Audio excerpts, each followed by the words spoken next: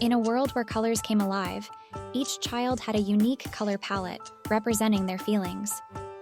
They learned to blend and mix their colors, creating harmonious emotions. One day, they discovered the canvas of life, ready to be filled with their actions and intentions. Excited to create something beautiful, they shared their colors.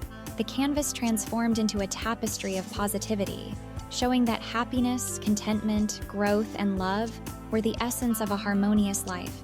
They realized that life was about the magical collaboration of their colors, inspiring others in the real world. The harmony of colors taught them the significance of creativity and mindfulness.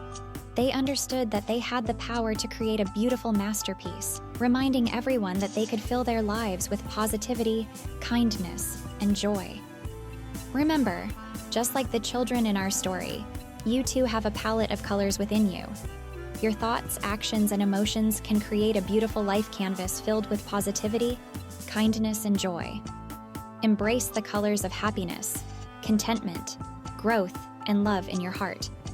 Then, share them with the world. You have the power to create a masterpiece of positivity in your life, and together, we can paint a brighter, more harmonious world. So each day, wake up with the intention to color your world with kindness, and watch as your life becomes a beautiful work of art.